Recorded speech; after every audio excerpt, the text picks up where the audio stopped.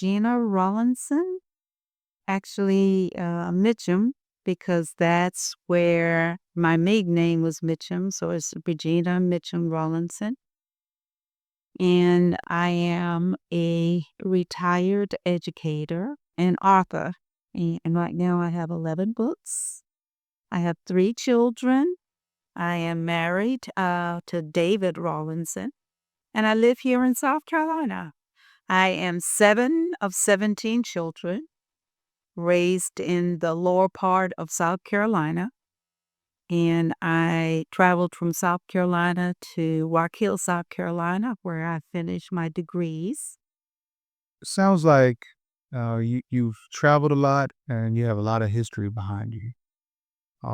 Tell us a little bit about your childhood. Well, my childhood, as I said, my parents had 17 children, and I am 7 of the 17. I was raised um, as on a farm, and we were sharecroppers. We owned our own land as well, and we sharecropped as well. And growing up with my siblings, we grew up as a very close-knit family. We played with each other. We worked together in the fields. We did everything together. And so my childhood was a mix of fun with my siblings, but a very, very stressful life. It just seems like every day was stressed because, you worked in the fields and you worked in the fields from several hours, from what they used to say, sun up to sundown. And because of that, life tended to be very stressful on the farm. Not to make my childhood all bad, because it wasn't all bad. As I said, we had fun. I had fun with my siblings, but overall, it was very, very stressful. What does childhood mean to you? Childhood means a grasp of a life free from stress. Childhood means a life filled with wonder, filled with the unknown and yet excitement. Childhood means ease and the ability to see things through the eyes of someone who has dreams and aspirations and a mechanism for making those dreams come true. So you mentioned the stressfulness of how childhood was for you. You also mentioned that you had a lot of fun. Um, Obviously, because of where you are today, education was important in your household. Mm. So explain to me how education and success go hand in hand for you and how you grew up. Growing up, I have to reflect a little bit on my parents. So my father had a 5th grade education. Um, but he was still one of the smartest people I ever met. My mother, after having 17 children, she actually went back to school and graduated high school with me. So she graduated from the adult ed program. And of course, I graduated, you know, from the same school that she went back to finish her diploma with me. So education was very, very important to my parents. Although they were very limited in education themselves, it was very, very important to my parents. And my father always connected education with success. He felt that in order to he felt that education was the great equalizer, I guess, in a way. So he felt that if you were educated, or the more education you got, the better your life would be. And so I picked up that sentiment from him, being the first in my family to graduate from college. Um, I believe that that was part of my obligation, I guess, as a member of the family, to try to at least carry out some of his wishes in his children bettering themselves by going to get education and continue to improve their lives by getting education. And so, in a way, growing up on the farm, being a sharecropper and that sort of thing, in the way it helped me, it motivated me to continue to try to better my life and hopefully to motivate my siblings in order to do some of the same things to better their lives, even though they may not have followed the same path. But my brothers and sisters, most of them are very entrepreneurial. Uh, they do a lot of different things. So that's how growing up on the farm and being connected with my parents the way I was connected and understanding that or believing what they said about education and how it could impact your life. I decided that I would try and to go to school, to graduate, teach, educate. I my heart in my heart and soul I am in a teacher. I am an instructor, I am an educator. Um, I do it in several different ways, not only in the classroom and not only as a school counsel, I do it in several different ways. For example, my coaching program, the Empowerment and Transformation Blueprint, I empower entrepreneurs and professional women to overcome a scarcity mindset, crush self doubt, silence comparison, and build boldly so they own their vision and speak with unshakable confidence. No too late, not ready, or not enough. This is a program built on 4 foundational pillars. Pillar number 1, clarify your what. Through guided self assessment and reflective exercises, clients gain crystal clear clarity on their vision and a path to achieve it. Pillar number 2, discover your root motivators. By exploring the why behind their goals with weekly video guidance, interactive modules, and deep self reflection, they strengthen their inner drive and commitment. Pillar number 3, leverage your commitment.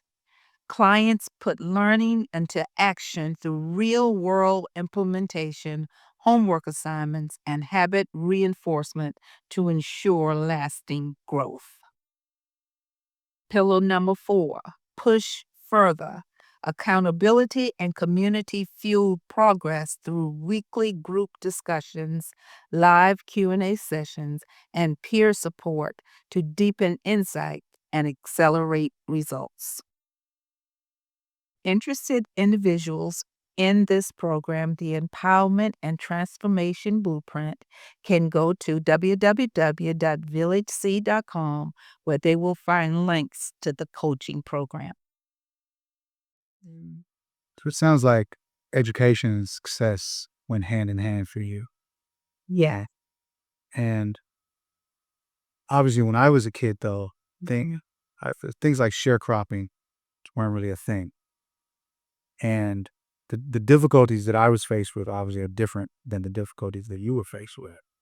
So, how is education, the stresses of childhood, Mm. how has that changed today in comparison to what you went through? I remember my parents talking about how children changed from the time they grew up, how it was so different, how children were disobedient. They didn't listen to their parents and so on and so forth. And then I listen to parents now, they're saying the same thing.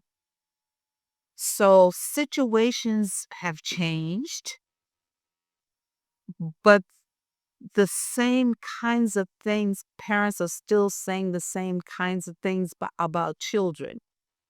So the stresses are different, the situations are different, but it tend to end in the same kind of results. Let me give you an example.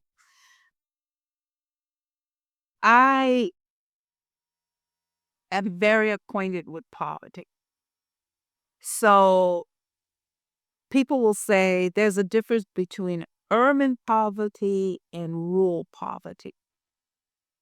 That's true because wherein rural poverty, you have to deal with so many different things. Like if you, particularly on a farm, you have to deal with big green worms and you have to deal with gnats and you have to deal with flies and you have to deal with all of those kinds of things. Urban, you deal with city noise and packed apartment houses and packed buildings and people stacked on top of each other. And you may have bugs or you may have rats or whatever you may have. The stresses are different, but the result tend to be the same. The result tend to be stress. The results tend to be scarcity mindset. The result tend to be there's not enough to go around. So yes, the situation is different, and today's kids and how they're raised, the situation they had different things that they have to contend with. Social media. Growing up as a child, we didn't have social media, so we didn't have that stress or that influence of social media, but we had influences. We had influences of our peers. We had influences of the adults around us because when growing up, adults who when I was growing up, adults had more of a community. So adults would sit around and they would talk, and so you would hear the voices of those adults. So you still had those influences when you went to school. You still had those influences. So the influences are different, but the results tend to be the same. Children are influenced by social media. They're influenced by their peers. But that's true from generations to generations. So yes, situations are different. Results are the same. So, how did you avoid the influences to end up where you are today? I'm not sure I avoided them. I had my moments. I had my little trickeries going on. Um, but the person, and this is my conviction, this is what I believe. I believe that the voices of voice that you honor will be the voice that have the most influence on your life. If you honor the voices or the influence of the peers more, then they will have that influence on your life. For me, I honored my father's voice more and my mother voice more. And because I honored their voice more, I gave heed to their voice more. And I say more because I, I was not immune to the peer pressure and doing some things that I shouldn't be doing.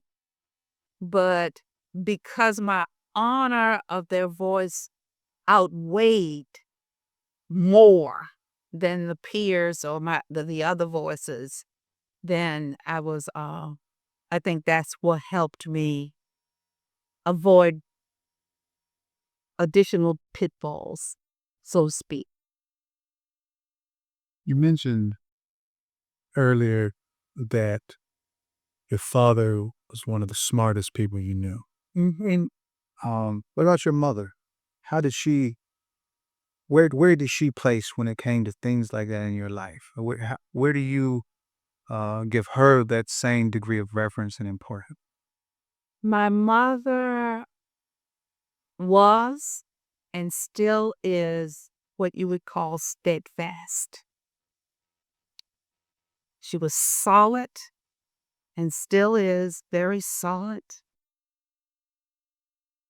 She knew who she was and she honored who she was always. She was the kindest person in the neighborhood. Of course, I would think that because she's my mother. But I mentioned earlier that she had 17 children. But it did not matter who came to the house, who was around, how many other children was around. She always made sure that they had food and they had whatever she had to share with her children, she shared with other people's children. And and she was also made quilts, so she quilted a lot. So even now, when she can't quilt anymore, she want to make sure that someone she really likes or respect, she will have my sister make the quilt for her now. But when she was able to make quilts, that's what she would do. Or she would bake a cake for someone. Miss Hazel, I want to bake me a jelly cake. And she would bake that jelly cake and she would put all the love that she can put in that jelly cake. Or we used to eat deer. Well, they call it venison now. Then we call it deer. And a funny story about that is that growing up, my father was a hunter too, so he hunted a lot of, fish and deer. So growing up, I just knew it was deer. It wasn't until I was an adult that I realized that deer was Bambi, was the same as reindeer. I didn't realize that. But anyhow, so she would make some venison meat and it was good. And she would always share. When we killed hogs and she would make sure the neighbor, my grandmother or her sisters or other neighbors who didn't have hogs, who didn't raise hogs because we raised hogs, and she would share the hogs that we killed for the winter. So she was always very kind, and every one of her grandchildren, which she made with her own hands, because except for the newer ones, except for the last one that was born in the last 5 years, every one of them have a quilt from grandma because that is one of the things that she wanted to leave for her grandchildren as a legacy. So she was always a solid person, always very kind, always very giving. And that's the legacy that she will leave with her family. She's 99 and a half right now. She will be 100 in November. Sounds like you honor your parents, not only in your youth, but even today, and you have true love for them. If there's one word, what one word allowed you to have this kind of honor and love for your parents? In one word. Hard to put it in one word, but if I was to select a word, it would be love. Well, yes. Mm, yes, love is a good word, but it's clear based off of you speaking of the memory of your father, but also your mother still, that love allows you to also honor them. That love and honor you have for them is something from childhood to adulthood that you had toward them that allowed you to love and honor them the way you do. Two things: the way they treat the other people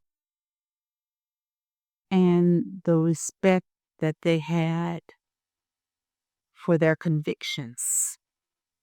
That's what I think And so you comes to mind. and so you recognized the respect they had for others and their convictions and when it comes to their beliefs. And did this allow you to rely on them in some way? Is there something that you felt toward them that you knew you could rely on them in a certain way? Is there a word that reflects reliance for you that you felt towards your parents growing up? You knew you could something with them because of their convictions, their respect, the love they had for you, the love you had for them, that allowed you to lean on them. And I don't know whether this gets at your question, but here's how I would respond to that. They were always present. And because they were always present, I always felt safe. My family, my parents didn't always say, they were not the kind of parents that says, I love you every day or even hugs every day. But that didn't matter uh, because they loved in so many different ways. And I think when you think about love and how is it expressed, what I want, what I would say to people is this: love is expressed in so many different ways, and don't let anyone tell you how love should be expressed when someone is trying to express love. Society would tell you that you always have hugs and kisses and I love you every day and all that sort of stuff. That matters, but love comes in so many ways and so many shades and so many shapes and so many different things. So for me, and when I was growing up, my parents was always present. And they were present in so many ways. They were present, not only their physical presence, but their emotional presence, their spiritual presence, their energy was always around, even when they were not there, even when they were not in the same space. The energy of them were there because while they were there, their presence were just so amazing. It was just so thick and heavy. I remember when my parents would what they would do, go to town because we lived in a very small farming community, so they would have to travel 15, 20 miles to go shopping for big time groceries, like sacks of rice and stuff like that, because we ate a lot of rice. I still love rice today. But they would always leave the older one in charge in their stead. So it was like having them there always, even when they were not there. But their presence was so well placed. That's what I would say about that they were always present. And that's one thing I would say to young parents or other people. It's important to be present, not only physically, but emotionally, spiritually. Presence is so very important. That's what I would say about that. What would you say to parents and educators to help redirect harmful thinking before it takes root? Before it takes root, um, that's an interesting question because children learn very fast from 0 to 3 years old.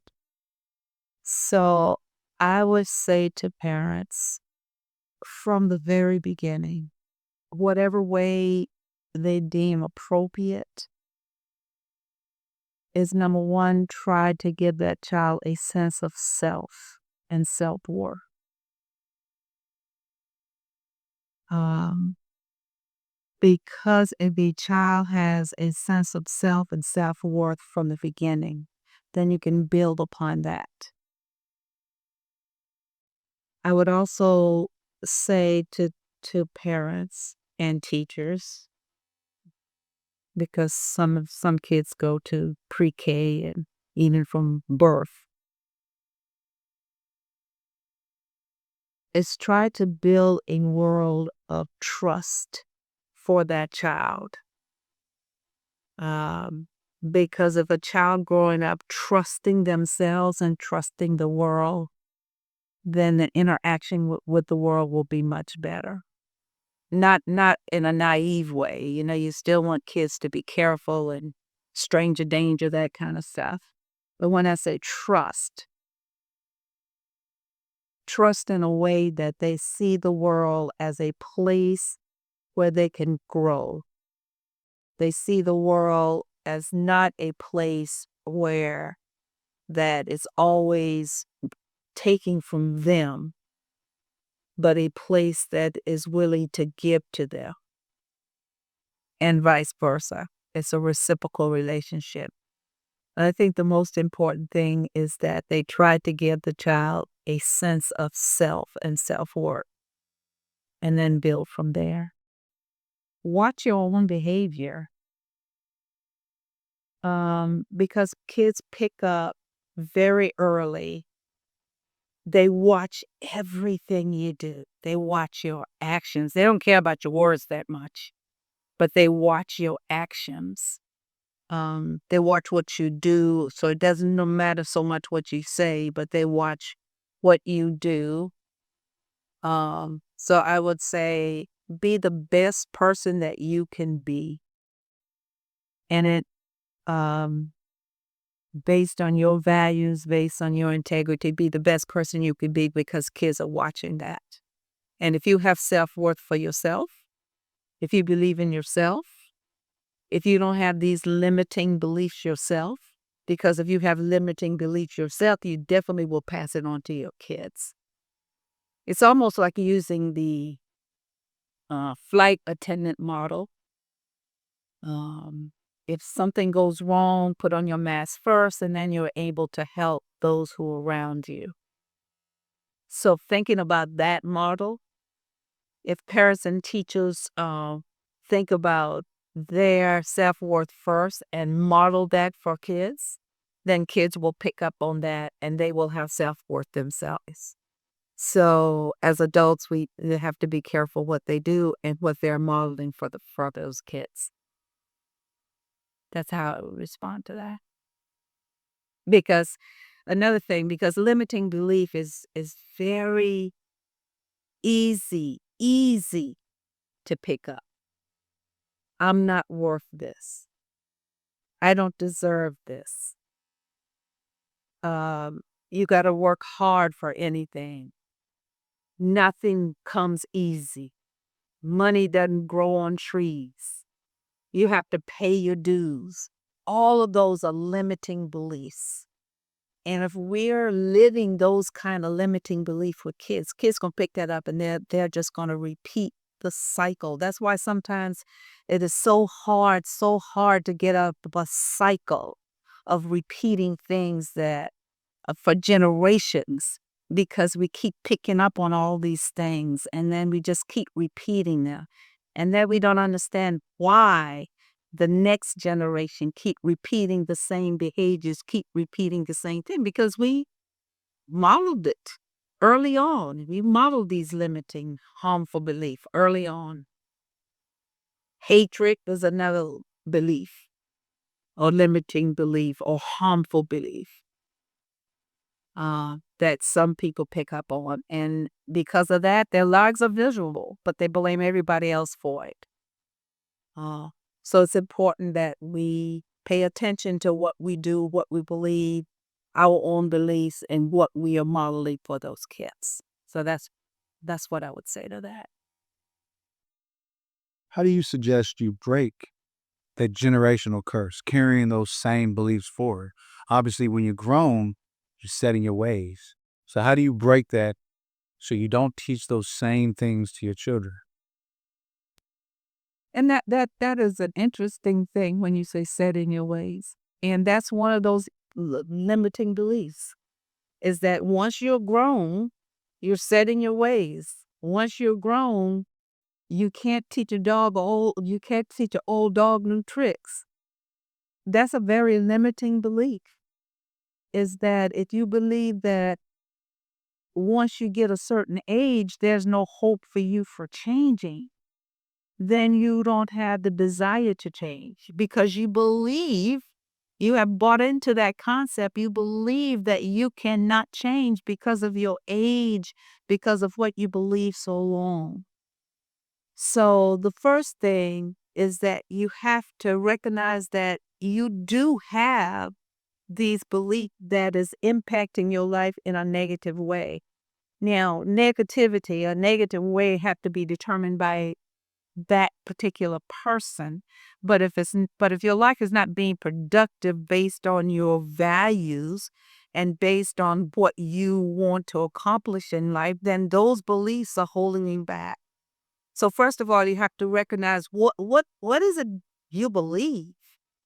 And then if those beliefs is impacting your life in a way that's not productive, then you have to figure out what those beliefs are and then replace those beliefs with something more positive, with something more empowering. Because sometimes we think life happens to us, but really life happens because of us. We have a great impact on what happens in our lives. So just making sure that we recognize those limiting beliefs, because if you don't think you have a limiting belief, then therefore you won't do anything about it. So you have to first recognize it. And then if you recognize it, once you recognize that those beliefs exist, then you have to decide, do I really want to change? Do I really want to change? Do I really want to change? And it's the will to change. Some people don't want to change.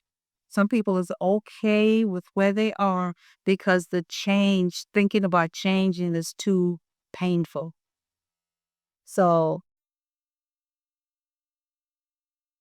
that's the only way you're gonna change your life by changing your belief.